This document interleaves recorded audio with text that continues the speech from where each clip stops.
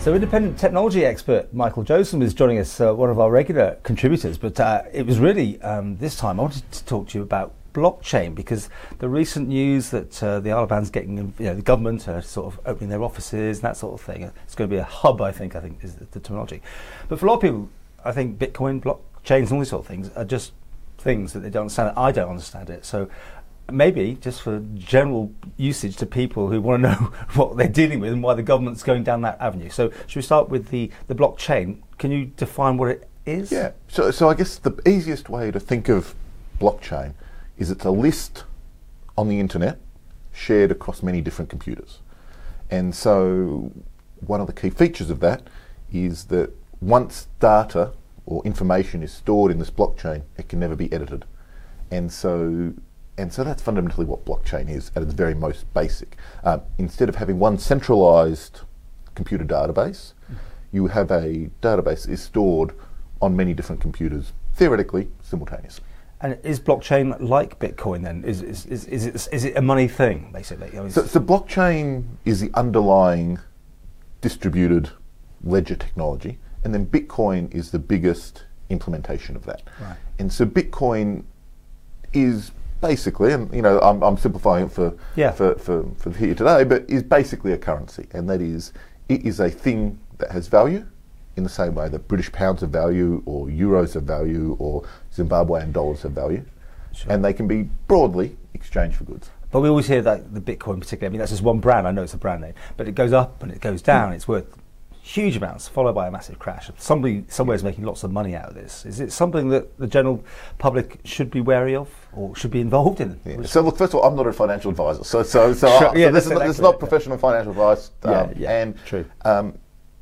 So the fundamental principle is it's a currency, and so if you're comfortable in trading in foreign exchange and whatnot, then you could maybe consider something like that. But it would. Yeah, I certainly do not think it's a wise investment strategy for anyone. But this blockchain, I said we've got a government involvement now. There's an office over here, hub. I mean, who's it going to attract? What's it going to do? And is it the next big thing for the Isle of Man after e-gaming then?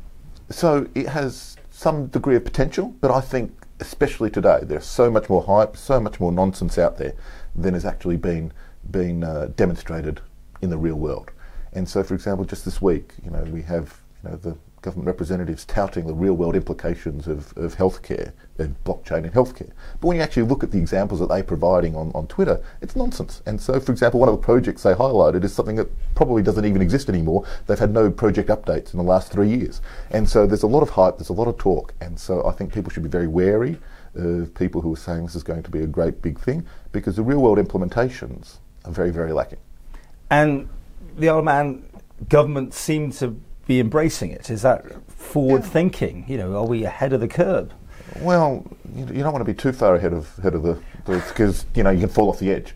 And so in that sense, I think that there's a lot of hype and there's a lot of talk there, because realistically, it's blockchain. This idea of a non-centralized database has some niche usages, but in a speech at down on the prom here in Douglas a few weeks ago, one of the leaders of this blockchain office was asked, will we have, for example, a maritime registry, some sort of ship registry and so on. And I was really disappointed that he failed to rule that out at that speech, because one of the problems with these decentralized systems is there's no overarching authority. And that's the whole purpose of blockchain. There's no overarching authority. And so that means that when your password gets compromised, or when there's a hack or some other error in the system, that there's no one you can go to get it fixed. So it's for example, unregulated. Well, it's unregulatable in some ways. Right. And so what that means is today, if there's an error in the land registry or the ship registry, you go to the registry office and say, hey, look, there's a mistake, let's fix it, right? And that makes common sense. But in this, there's no central office to go to fix it. And so the idea that if you have your cryptocurrency password or your blockchain password compromised, you will then have to give the keys to your yacht to some hacker. It's a bananas idea. It's absolutely crazy. And the idea that someone who gets your password then has to have the keys to your yacht or your ship or whatever is completely nonsense. And so the idea that we would have these non-centralised systems, when we have in the Isle of Man good independent government, broadly speaking. We have independent judiciary. We have democratically elected and accountable, parliamentarians. And so there is usage scenarios where you don't have a credible centralised authority. And so, if you're in some place where you don't have that centralised government authority, but why would you? The only reason to have an uncentralised system is if you don't trust a centralised system. Okay, well, thank you for explaining that to us.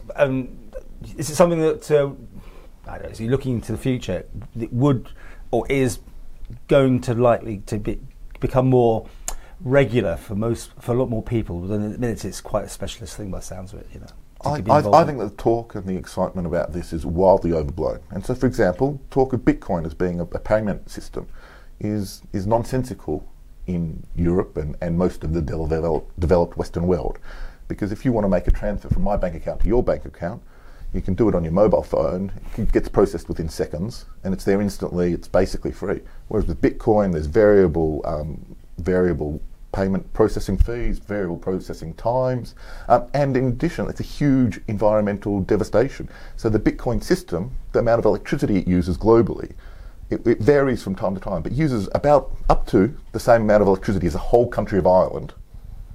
To produce this Bitcoin? To produce the system, and it can produce globally 7 transactions a second.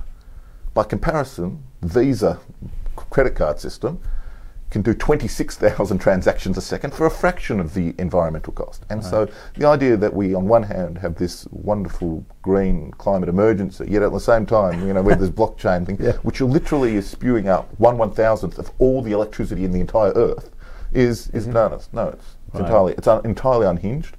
And so some of the predictions are wildly overblown. And so one of the things that I think is very difficult for outsiders who are not familiar with this technology is that unfortunately too many insiders have a vested interest. And so, I have no vested interest either way. I have some trivial amount of cryptocurrency that I received from a friend once, but I have no stake in it either way. And so I think for, one of the challenges for your audience, but also for you is in this business, is to properly investigate what are the conflicts of interest and what are the... And it's going to be fascinating, people watching this back in 10, 100 years' time. It'll be one of those things that's either fantastic or completely, oh my goodness, that was when they were dealing with that particular thing. Yeah, and so it has potential in some ways, but today there's very little use case.